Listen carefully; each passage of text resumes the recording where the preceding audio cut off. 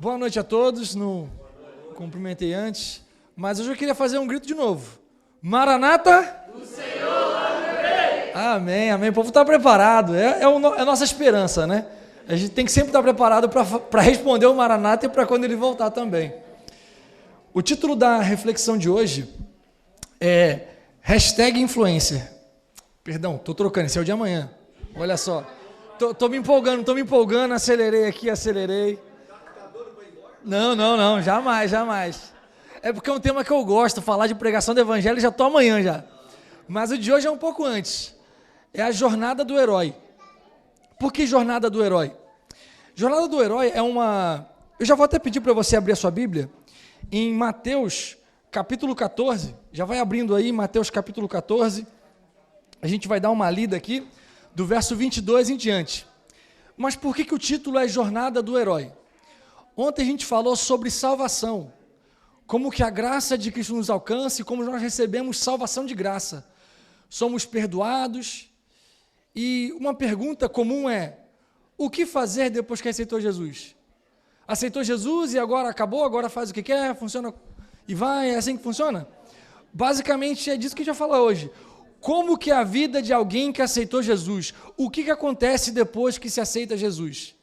Eu escolhi o título A Jornada do Herói, porque esse termo é um termo utilizado no meio cinematográfico para dizer como que é a trajetória do personagem principal de um filme, de uma série. E basicamente a trajetória de um personagem de um filme principal, ele tem algumas etapas, são na verdade 12 etapas, que é de um artigo que um cineasta escreveu uma vez sobre o trajeto. Isso não envolve só filmes, mas envolve literatura e tudo.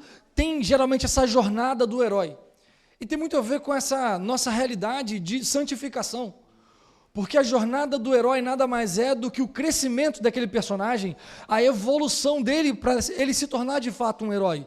Para ele de fato se tornar um personagem principal que cresceu, que se desenvolveu.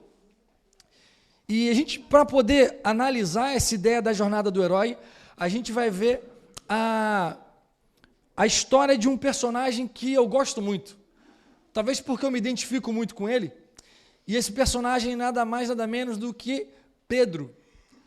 Pedro, ele é um personagem que a gente consegue ver toda a jornada dele, a trajetória dele, nesse projeto, nessa caminhada aí de personagem bíblico, de herói, de pessoa, de fiel a Deus, de discípulo, de apóstolo e de um líder importante da igreja. Antes de começar na história, no texto bíblico, a gente vamos relembrar um pouquinho como que Pedro era, porque isso vai ajudar. O primeiro ponto da trajetória, da jornada de um herói, é o que eles chamam de mundo comum. O que seria um mundo comum? Todo herói, todo personagem principal, inicialmente ele é só mais um no meio da multidão. Vou usar um exemplo conhecido do Homem-Aranha, que ele só é mais um rapaz, um pouco nerd ali no colégio, e que estuda e que o pessoal não dá muita bola para ele. E geralmente a jornada do herói tem muito com isso, tem um jovem, uma pessoa que é só mais um. É mais um no meio da multidão, não tem nenhum diferencial, não tem nada demais. E quando a gente olha para a história de Pedro, ele era exatamente isso. Ele era somente um pescador. Está ele lá pescando e de repente Jesus aparece diante dele e fala, ei, me segue. Pedro fala, tá bom, e segue. É simples, né? Mas é assim que funciona. Aí entra um outro ponto importante da jornada de um herói, é que ele encontra um mentor. E o mentor de Pedro é o melhor mentor que já houve da história da humanidade, porque é o próprio Jesus. O Salvador da humanidade aparece e fala, Pedro, segue-me. E Pedro deixa os peixes lá no canto e passa a segui-lo. E assim ele começa o chamado à aventura. E assim começa uma trajetória de uma história bem bolada, uma história de um filme. E basicamente é assim que começa a nossa história. Porque todos nós não passamos de meros pecadores. Não importa a realidade, não importa a classe social, não importa onde mora, não importa onde nasceu, não importa o estudo que teve, todos nós somos meros pecadores. Só mais um pecador em meio à multidão. Mas o plano de Deus vai além, e um dia Jesus chama cada um de nós para aceitá-lo, para aceitarmos a graça dele, como nós falamos ontem. E quando aceitamos, somos chamados para essa aventura. essa aventura de santificação, esse processo de santificação, que é uma história peculiar, porque a humanidade está caminhando para um lado e nós começamos a caminhar para o outro. Já viram aquela série The Chosen? A introdução The Chosen, os peixinhos estão andando para um lado e daqui a pouco um peixinho é transformado e ele começa a voltar. E ele nada em direção contrária. Essa é a aventura que um cristão é chamado após aceitar a graça. Só que tem um detalhe interessante no meio da história da jornada do herói, é porque o herói, em um certo momento, ele não se sente capaz e ele rejeita o chamado. E com Pedro acontece algo bem rápido, mas parecido, até citei, acho que um dia desses, que é na pesca maravilhosa. Quando o Pedro está lá, tentando a noite toda pescar e não consegue, Jesus aparece e fala, joga a rede do outro lado. Pedro fica meio desconfiado, fala, mas peraí, não vai fazer diferença? Mas ele joga, e quando ele joga, ele puxa aquela rede e vem lotado de peixe. E quando ele percebe que faltou fé no coração dele, ele não se sente digno de ser chamado por Jesus, e ele se ajoelha diante de Jesus e fala, Jesus, se afasta de mim porque eu não sou digno. Naquele momento, Pedro olha para si mesmo e ele fala, olha, eu não sou digno de ser teu discípulo, de ser teu apóstolo, porque eu não estou preparado para isso, eu não tive fé como eu deveria ter.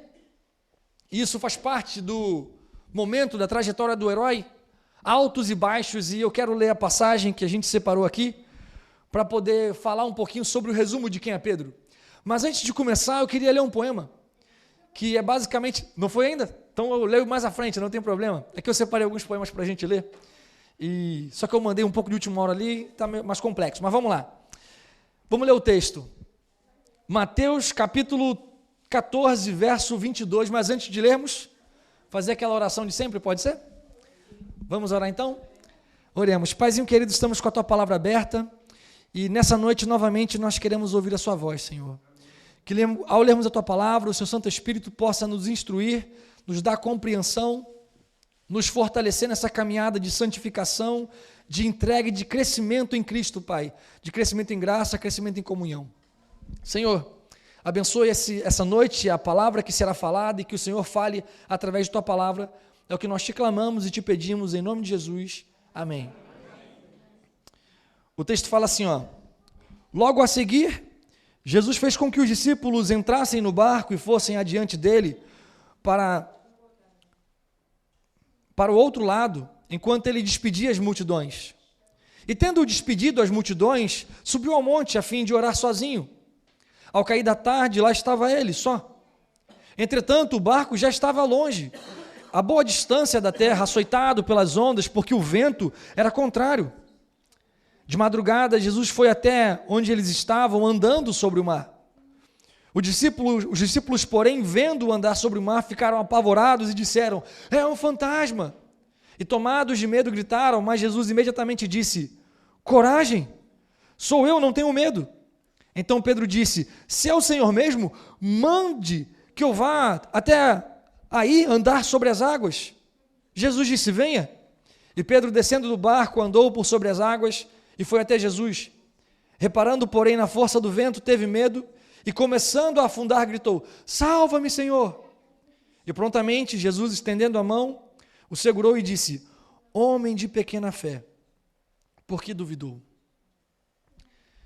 Essa história ela é interessante por alguns motivos e o ponto dela nesse contexto de jornada do herói e da caminhada cristã depois que aceitamos Jesus é para ver a realidade de quem era Pedro. Eu acho que de todas as passagens bíblicas, o texto que fica mais claro quem Pedro é, na minha opinião pelo menos, é esse texto de Mateus 14. O que aconteceu? Basicamente Jesus tinha multiplicado alguns pães, e quando acaba ali, algumas pessoas querem levantar ele como rei, como já tinha contado, e ele fala para os discípulos, olha, vai na frente, pega o barco e vai indo, porque eu quero ficar um pouquinho sozinho para orar. Ele sobe o monte, fica lá em oração, e depois de terminar o seu momento de oração, ele vai de encontro aos discípulos no meio do mar. E havia muitas ondas, porque o vento estava contrário ao barco, e ondas grandes, e eles ali um pouco preocupados, assustados ali. E de repente Jesus aparece no meio do mar e eles começam a ficar desesperados e começam a gritar, meu Deus, é um fantasma, e correr de um lado para o outro com medo. O que é mais engraçado é que judeu não acredita em fantasma. Pelo menos não acreditava. Mas o medo era tão grande o medo, que eles acharam que era um fantasma. A tempestade era tão grande, era um momento já de temor e de preocupação, e eles começam a achar que é um fantasma. E na nossa caminhada cristã, por mais fé que nós tenhamos, vão haver momentos que nós teremos medo, que nós ficaremos assustados, preocupados, ansiosos. Por mais que creiamos, por mais que tenhamos aceitado a Jesus e tenhamos entregado nossa vida a Ele, haverão momentos que nós teremos medo. Quando eu visito algumas pessoas lá no leito do hospital, às vezes eu encontro alguém que está enfermo e está, apesar da fé, está muito abalado, está abatido, e você vê que ele tem fé e que ele crê, mas aquele momento abalou ele, e é normal. Em outros momentos eu encontro outros que têm a mesma fé, mas que estão fortes, estão confiando naquele momento, e também é normal. O fato de termos aceitado Jesus não nos torna inabaláveis. Nós somos seres humanos, somos frágeis. E os discípulos começam a ficar com medo e gritam, é um fantasma, é um fantasma. Mas aí Pedro, com toda a sua ousadia e sua atitude, que é característico dele, ele vira e fala assim, quando eles ficam com medo, Jesus primeiro fala, olha, não tenham medo, sou eu, sou Jesus. E Pedro, naquela ousadia, vira e fala assim, Jesus, se é o Senhor, me manda andar nas águas com o Senhor. É um pedido bem ousado, né? E a gente, quem ia imaginar que alguém ia falar, se é você, me manda andar na água. É impressionante a atitude de Pedro, ele é imprevisível. Não dá para precaver o que Pedro vai fazer, não dá para saber. Ele é muito de lua, né? E mais estranho ainda é a resposta de Jesus. Vem, quer andar na água? Pode vir, pula aí. E o pior de tudo, Pedro vai. Lembra quando eu contei sobre a ideia da fé e como que a fé é manifestada em atitudes? Aqui Pedro demonstra que a fé dele não é uma fé de boca, não é uma fé de palavra, é uma fé prática, é uma fé real, uma fé vivida, não é só uma fé falada. Ele não diz, eu sou cristão, eu creio em ti, ele age como quem crê, como a gente já conversou aqui. E alguns mandamentos, a gente pega eles e a gente acaba olhando de uma forma que, na realidade, não é muito bem a essência do que ele quer dizer. Quando a gente vai nos 10 mandamentos, tem aquele mandamento que diz, não tomarás o nome do Senhor teu Deus em vão. A gente pensa que tomar o nome de Deus em vão é falar assim, ai meu Deus. Os judeus levavam isso tão a sério que o nome de Deus é impronunciável, você não pode pronunciar o nome de Deus, que é o tetagrama, que traduzido fica Yahvé, Yahweh, alguns chamam de Jeová, mas tudo seria a tradução desse nome, que é meio que difícil de pronunciar, e o tema é um pouco complexo, mas basicamente é isso. Até ficou meio perdido a maneira de pronunciar esse nome, por causa do zelo que eles tinham, porque entendiam dessa maneira, mas o que seria tomar o nome de Deus em vão? Basicamente, tomar o nome de Deus em vão é falar, eu sou cristão, mas eu vivo como quem não é. É falar, eu sou o pastor Felipe, sou um pastor da igreja adventista, mas eu uso o nome de Deus talvez para me aproveitar, para conseguir talvez benefícios a mais, para poder conseguir persuadir alguém a algo que eu quero, a talvez me ajudar com alguma coisa ou me presentear, não sei. Isso é usar o nome de Deus em vão.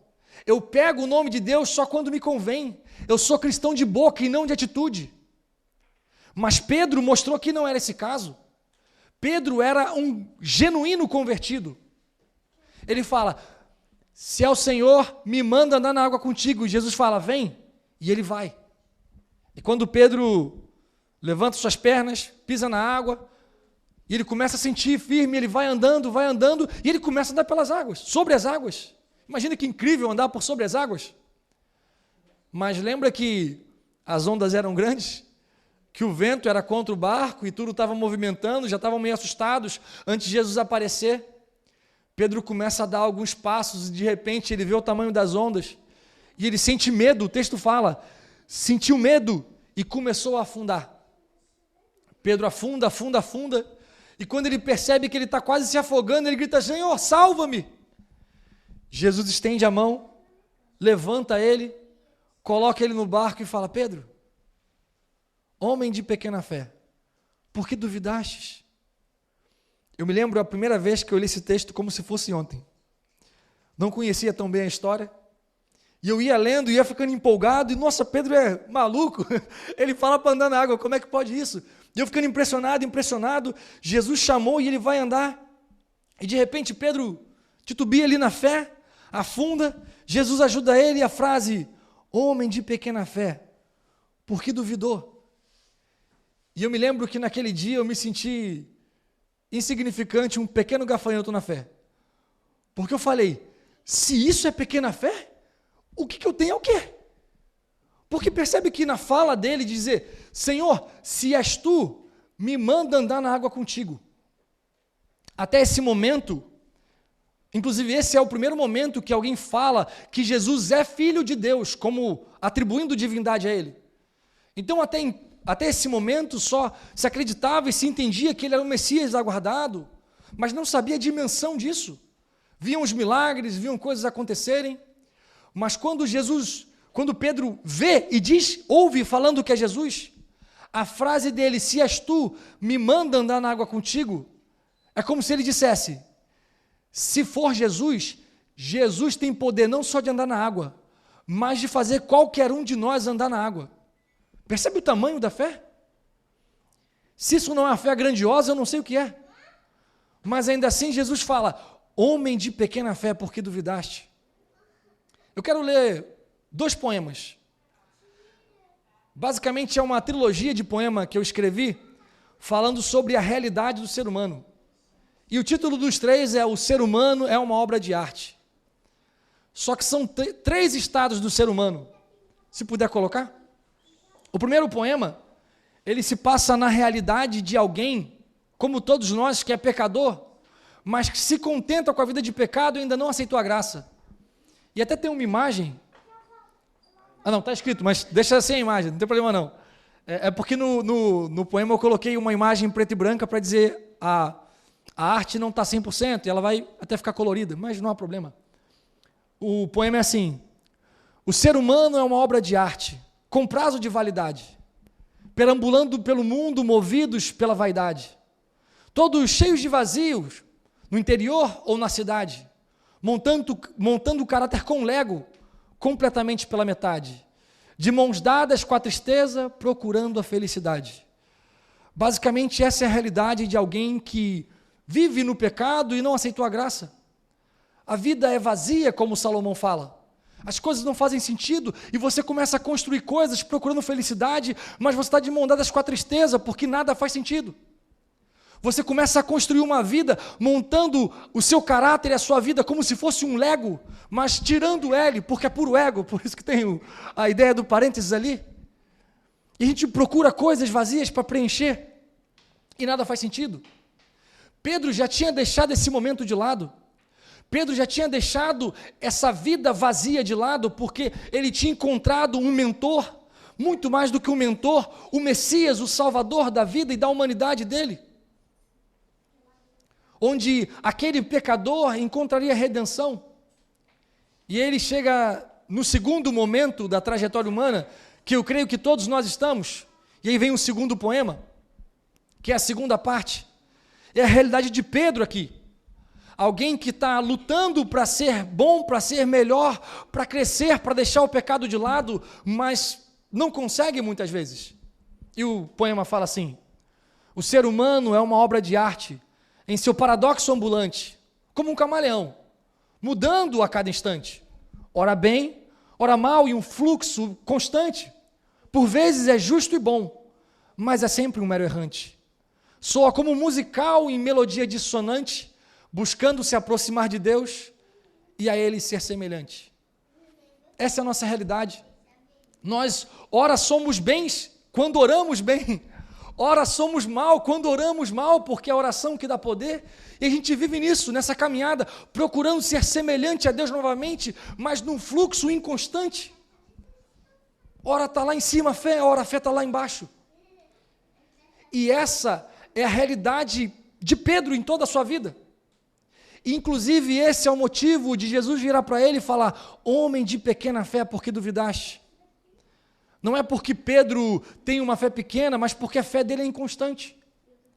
Em um momento, a fé dele é tamanha de dizer, olha, Jesus, o Senhor pode me fazer andar na água. Em outro momento, ele tem medo e afunda. Em um certo momento, ele vira e fala: Senhor, quando Jesus pergunta, quem dizem que eu sou? Eles falam, alguns dizem que é Elias, outros dizem que é Moisés. E ele pergunta, tá, mas o que vocês pensam e diriam que eu sou? Todos ficam em silêncio. Pedro vira e fala assim: o Senhor é Cristo, o Filho do Deus vivo. Ou seja, o Senhor é Deus. O Deus que encarnou, o Messias esperado, e muito mais disso, é o Deus encarnado. Passa alguns minutos, Jesus começa a explicar o plano dele de vir aqui e morrer, ressuscitar no terceiro dia, e Pedro se sente no direito de repreender o mestre e falar assim: mestre, não diga isso, não vamos permitir que isso aconteça. E logo em seguida, Jesus fala: aparta de mim, Satanás. Em um minuto, com a fala de Pedro de que Jesus era o Filho de Deus, Jesus fala: não foi a tua boca que disse, mas o Espírito de Deus. Logo em seguida, a fala dele, ele fala: aparta de mim, Satanás, porque quem falou não foi a boca dele que o disse, mas o Espírito de Satanás que estava falando no ouvido dele, influenciando ele a falar aquilo. E eu consigo imaginar até a cena. Pedro está aí com os discípulos e Jesus pergunta e ninguém fala nada, e Pedro, ninguém fala nada, eu falo: o Senhor é o Cristo, Filho do Deus vivo. E quando Jesus fala: Pedro, não foi você que disse, mas o Espírito Santo. Eu imagino Pedro: o quê? Uau, o Espírito Santo, olha, estou cheio do Espírito Santo. Ninguém que estava, só eu, né? Caramba, olha que legal, cheio do Espírito Santo. E ele começa a se achar, encher a bola, enche o peito. Alguém pergunta alguma coisa: calma, eu estou cheio do Espírito Santo, fica tranquilo. E ele começa a se inflar.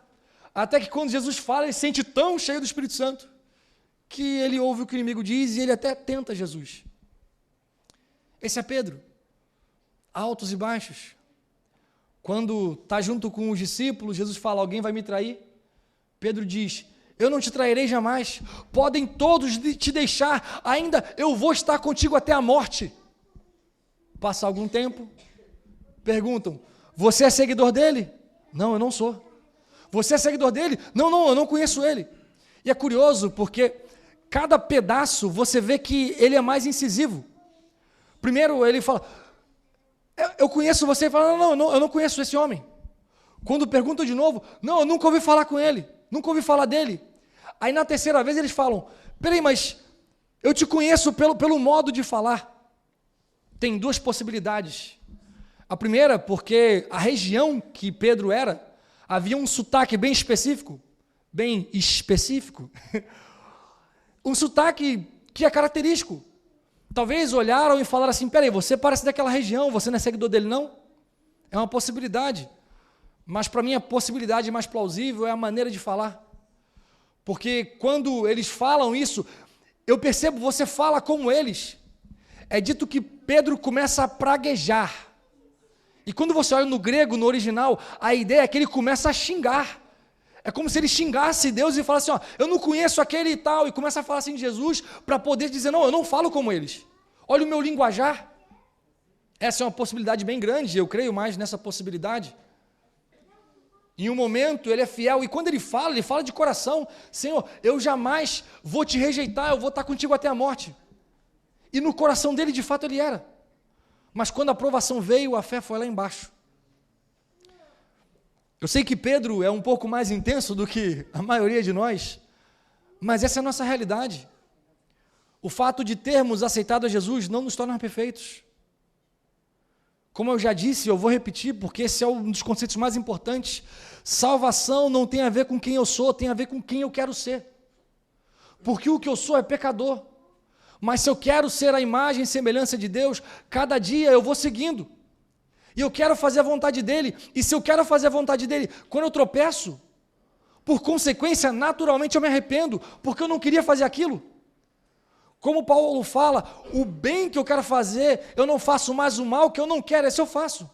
Ou seja, ele não queria fazer, mas fez. Caiu, foi um tropeço. E se ele não queria, qual é a reação seguinte? É se colocar de joelho e falar: Senhor, perdão.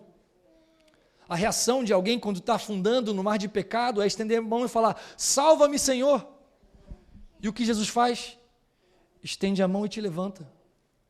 Talvez ele fale: homem de pequena fé, por que não buscou, por que não orou? Vai e não peques mais. Essa é a realidade de santificação. Esse é o processo de santificação. Mas como fazermos para poder cairmos menos? Como fazer para ser fiel?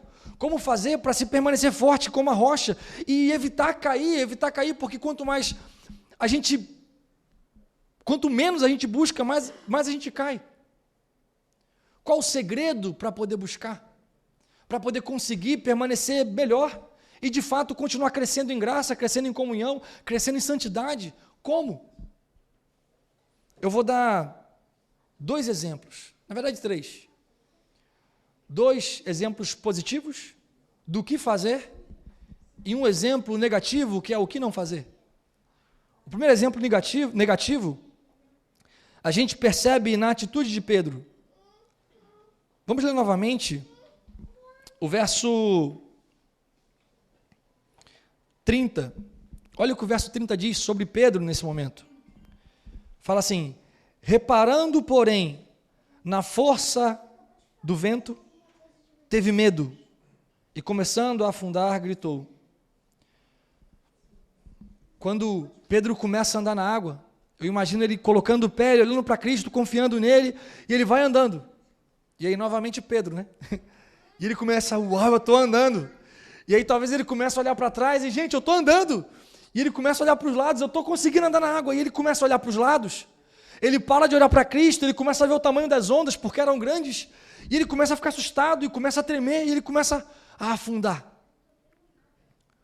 Primeiro segredo para poder conseguir seguirmos forte nessa caminhada de santificação é sempre olhar para Cristo. Existe uma citação de Ellen White que ela fala que nós deveríamos pelo menos meditar 1 hora, meia hora sobre Cristo. Porque quanto mais eu olho para Ele, mais eu percebo que eu sou pecador. Quanto mais eu percebo que eu sou pecador, mais eu sinto a necessidade de buscá-lo mais ainda, para que me dê força. Primeiro conselho é: olhe para Cristo. Como eu disse, em vários momentos da vida a gente vai ter medo. É normal. As tempestades da vida são grandes. Jesus disse: nesse mundo tereis aflições. Então, quando você aceitar Jesus, entregar sua vida para Ele, se já entregou ou se está entregando agora, não pense que sua vida vai ser fácil, que tudo vai ser melhor agora porque Deus está com você. De fato, Ele está com você. Mas o fato dele estar contigo, Ele não tira as dificuldades. Ele não te livra delas, Ele vai estar contigo no meio delas. Mas Ele vai permitir que ela aconteça, porque, como é dito em Tiago, a provação da sua fé, se confirmada, produz paciência. E a paciência, perseverança. A dificuldade, você vendo a mão de Deus, fortalece sua fé. Porque você vê que no meio da tempestade, Deus está contigo andando por sobre as águas. E o momento certo, Ele vai falar assim: acalme-se, e o mar vai se acalmar. Mas não pense que porque aceitou Jesus, o mundo será 1000 maravilhas, porque não será. Tem um inimigo pleiteando e lutando contra cada um de nós, querendo que nós caiamos. Primeiro segredo é: olhe para Cristo, porque Ele é que te dá poder, Ele é que te dá força. Os 2 segundos segredos têm a ver não com Pedro, mas com Jesus, o início da nossa leitura. Como a gente viu, depois de multiplicar pães e peixes, Jesus pede para eles irem na frente. E para que Ele pede para eles irem na frente? O que Jesus queria fazer? Ficar sozinho para orar. Segundo segredo é oração. Por isso que ora bem, ora mal. Se você ora bem, você está bem. Se você ora mal, você está mal. É de joelhos que nós conseguimos a nossa força. Mas vamos parar para analisar só alguns detalhes do texto. Aqui não é tão claro. Alguns falam o horário na linguagem ali, de quantos... Me fugiu a palavra, porque no meu já está dizendo ao cair à tarde, ao cair à madrugada. Mas quando você converte o horário que é dito no texto, no original, o horário que Jesus sobe para orar é no entardecer. Seria mais ou menos umas 6 horas da tarde, que está anoitecendo por aí, umas 5 e pouca. E quando fala do horário que ele saiu, que é quando de madrugada, no verso 25 diz, ele vai encontrar com eles, acho que é a 6ª hora, a 8ª hora, não lembro, mas quarta vigília da noite. Quando você converte, é cerca de 4, 3 horas da manhã. Jesus começou a orar às 6 da tarde e parou de orar 3, 4 horas da manhã. Eu te pergunto, se Jesus, que é Jesus, orava esse tempo todo, por que nós oramos pouco? Por que nós oramos tão pouco? Ele que é filho de Deus, é consagrado, não pecou. Orou tanto, quem dirá nós? Segundo segredo, para poder nos fortalecermos, é justamente orarmos. Olhar para Cristo, orar. E é claro que olhar para Cristo tem a ver com ouvir Ele falar comigo. E como que eu ouço Ele falar comigo? Através da Bíblia. Leitura, estudo. Mas devo também orar. E tem um terceiro ponto, que esse eu acho mais bonito. Em Mateus não fala, mas quando a gente vai ler em João, o relato dessa história, fala quantos estádios Jesus andou. E quando você converte a quantidade de estágios que Jesus andou, da montanha até o barco, dá cerca de 4,5 km, porque é entre 4 e 5 km. Eu te faço uma pergunta. O que é mais perigoso de se estar numa tempestade no mar? Dentro de um barco ou fora do barco? Fora do barco é muito pior. Se os discípulos, tendo pescadores no meio dele, estavam com medo dentro do barco, imagine fora do barco como era assustador. Jesus andou cerca de 4,5 km para encontrar eles no meio da tempestade. E o que isso mostra para nós? Eu acho bonito porque, de fato, quando nós vivemos a tempestade, eu não sei se você tem vivido uma tempestade na sua vida, às vezes parece que Deus não está conosco. Às vezes a gente olha para o que Deus tem feito e a gente olha com medo, como se fosse um fantasma, mas muitas vezes é Ele conosco ali ajudando no meio da tempestade. E alguns perguntam, mas o que Deus está fazendo para poder melhorar a minha situação? Acredite, Ele já fez. Ele não atravessou somente o mar em tempestade por cerca de 4,5 km. Ele atravessou o universo para poder vir aqui e morrer no seu lugar, para que um dia não haja mais tempestades. Ele atravessa o universo para morrer por você, não para só acalmar a sua tempestade, mas para que um dia não haja mais tempestades. Terceiro segredo para a santificação é, como Jesus fez, pense no outro. Não pense só em si, pense no outro. Porque quando nós nos preocupamos em servir, estamos ocupados demais para poder pensar em bobagem. Tem aquele ditado popular, né? Cabeça vazia, oficina do diabo. E de fato, quanto mais preocupado eu estou em pregar o evangelho, em servir, em auxiliar, eu caio muito menos. E eu quero dar um exemplo para vocês, para concluir, do próprio Pedro, ou dos discípulos como um todo. Quando você olha a realidade dos discípulos, quando que eles eram mais consagrados? Nos evangelhos que estavam com Jesus, mas vendo ele pregar? Ou em Atos, que Jesus não estava com eles, mas eles saíram para eles mesmos pregar? Eles mesmos foram pregar. Quando eles estavam mais fortes? Em Atos não há nem comparação. E lá em Atos tem o meu milagre preferido, que inclusive é com Pedro. Pedro, aparentemente ele ia pregar na sinagoga, porque ele está indo para a sinagoga, e a sinagoga era como se fosse a igreja daquela época. E como a igreja é um lugar onde pessoas de Deus vão, elas têm o amor de Deus, né? Então colocaram um coxo ali na frente, um paralítico, para poder pedir esmolas, porque pessoas de Deus iriam ajudá-lo. E quando Pedro passa, aquele paralítico olha para ele e fala assim: ei, me dá uma esmola. Pedro, um mero pescador, com roupa de pescador, roupa simples, um homem simples, virou e falou assim: meu amigo, olha para mim, olha como eu sou simples, sou humilde também, eu não tenho prata nem ouro. E eu fico imaginando Pedro pensando assim: se Jesus estivesse aqui, ele curaria esse homem. Até que Pedro lembra que Jesus falou que eles fariam o que Jesus fez e muito mais. Eu sei que às vezes é difícil de entender isso. Como assim? Eles vão fazer mais do que Jesus e nós podemos fazer mais do que Jesus? Como assim? Porque tudo o que Jesus fez não foi com o poder dele, foi com o poder do Espírito Santo, porque ele veio para dar exemplo. E é por isso que os milagres que Jesus fez, os discípulos fizeram. E eu digo mais, Deus pode fazer através de mim e de você. Pedro começa a pensar sobre isso. Se Jesus estivesse aqui, ele curava esse homem. Mas ele lembra, ele me deu autoridade. Então ele fala, eu não tenho prata, eu não tenho ouro, mas o que eu tenho eu te dou. Levanta e anda. Aquele homem levanta, ele se firma o pé, levanta e começa a entrar na sinagoga saltitando e louvando a Deus. Só que para mim o maior milagre não é esse. O maior milagre vem depois. Quando eles entram na sinagoga e todo mundo começa a falar, Pedro, Pedro, olha o Pedro. O Luan hoje ganhou o prêmio, cadê o Luan? Está lá embaixo, foi fazendo lanche. Todo mundo conhece o Luan, certo? Ganhou o prêmio aqui hoje. Imagine que aqui na igreja tem alguém que tem um problema visual e não enxerga nada, é cego. E de repente o Luan, que todo mundo conhece, ele olha para essa pessoa, ele se compadece e ele fala assim,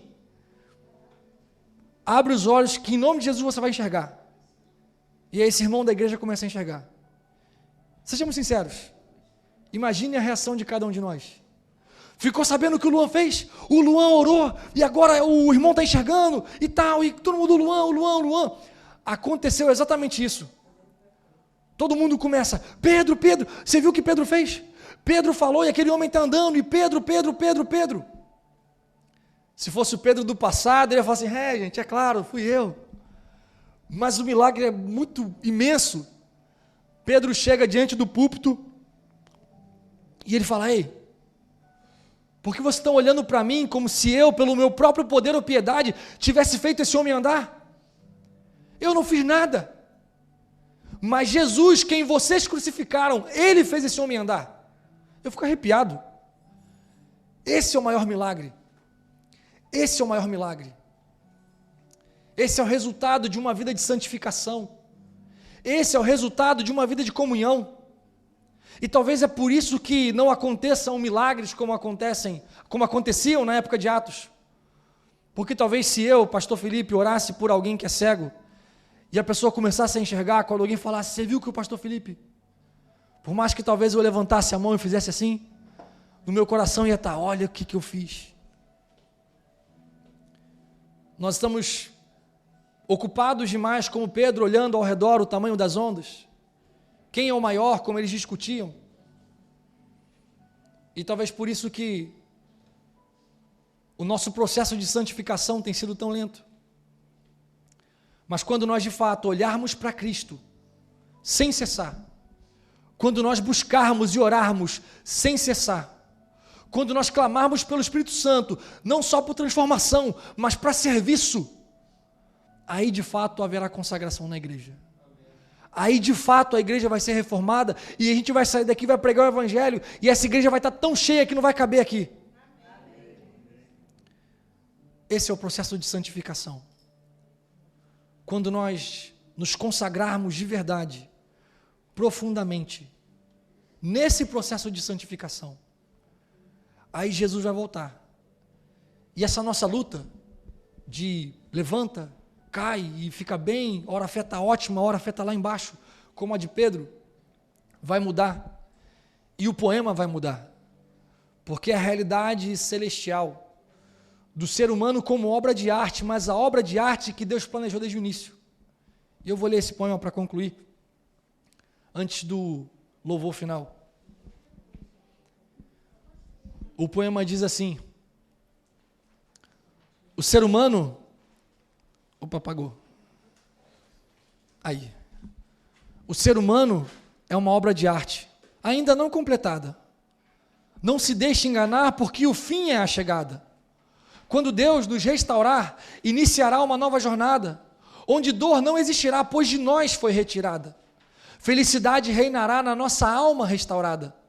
Eu quero logo me mudar para essa vida transformada, visto que no céu vou habitar, já que fui a sua morada. Eu gosto muito dessa frase final, porque no céu vou habitar, já que fui sua morada. O processo de santificação é busca para que o Espírito Santo habite em nós. Mas nesse processo de santificação eu preciso olhar para Cristo, porque se eu olho ao redor, talvez eu estou mais alimentado de ego, e eu quero fazer um exemplo com vocês aqui. Licença. Está vendo essa garrafa de água? Imagine que aqui dentro tem, sei lá, veneno. E eu quero encher de água. Imagine que em vez de água tem veneno aqui dentro. Quanto de água vai caber aqui, do jeito que está? Nada. Mas se de repente a garrafa está um pouquinho melhor, ela está assim, ó.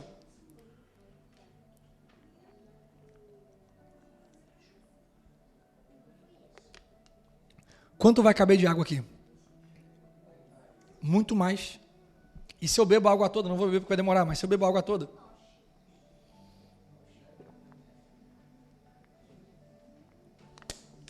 Quanto cabe de água aqui agora? Muito mais. Quanto mais eu esvazio o meu eu, mais cabe do Espírito Santo. E como mais cheio do Espírito Santo, mais Deus vai agir na minha vida e na vida de quem está ao meu redor.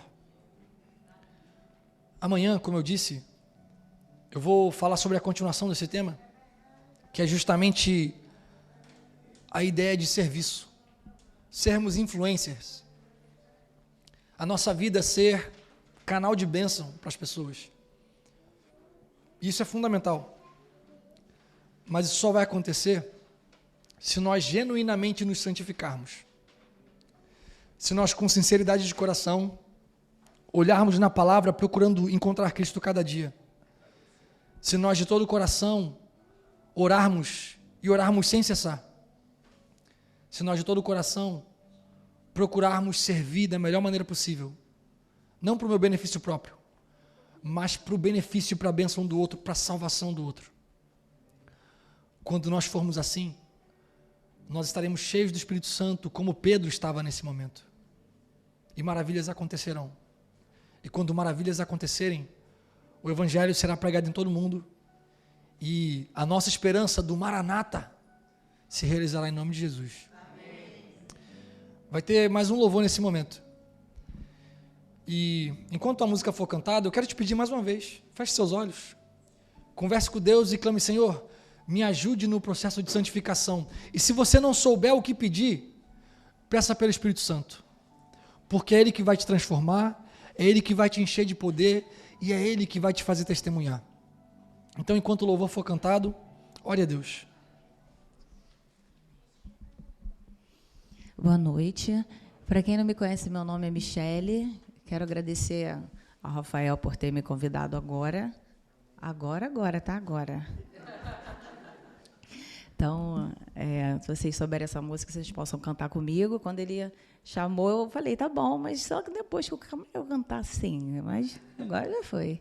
Mas essa música fala da nossa confiança em Deus e do amor de Deus que faz de tudo para te ver feliz.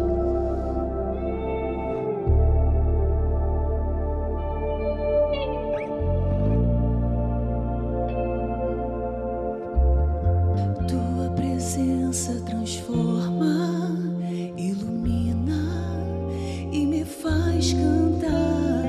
Perto de ti os meus medos se vão, posso continuar.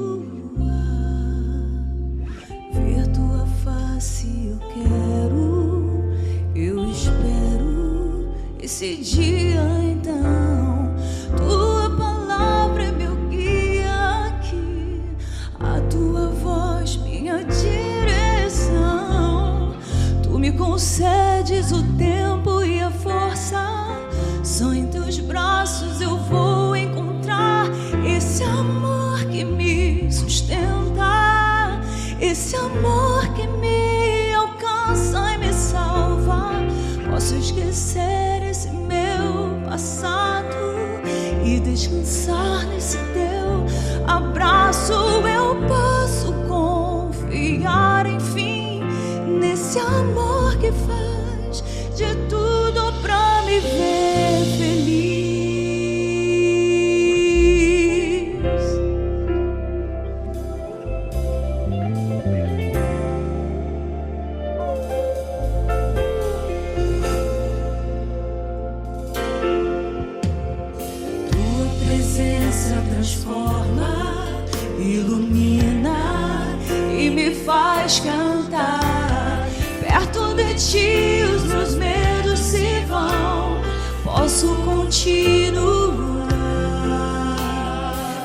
tua face eu quero, eu espero esse dia então.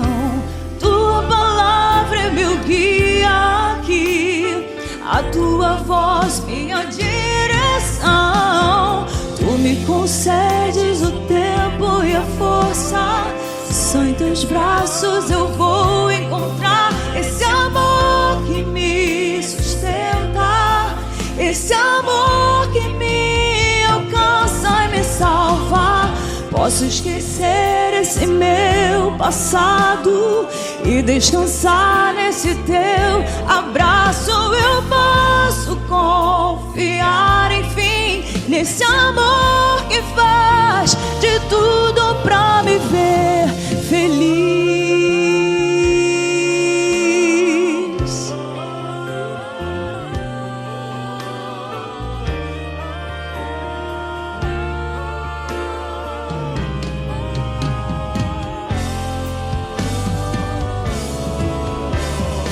Tu me concedes o tempo e a força, só em teus braços eu vou encontrar esse amor que me sustenta, esse amor que me alcança e me salva.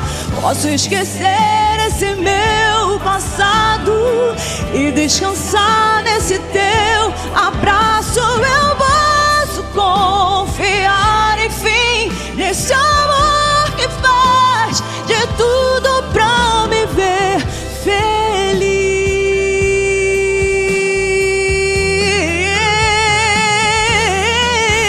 Eu posso confiar, enfim, nesse amor que faz de tudo pra me ver feliz.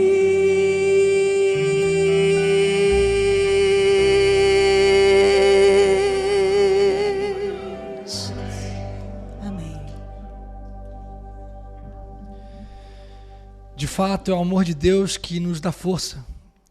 É o amor dele que nos ajuda a seguir, que nos ajuda a seguir no processo de santificação. Eu louvo a Deus porque ontem houve entrega a Jesus, a aceitação da graça.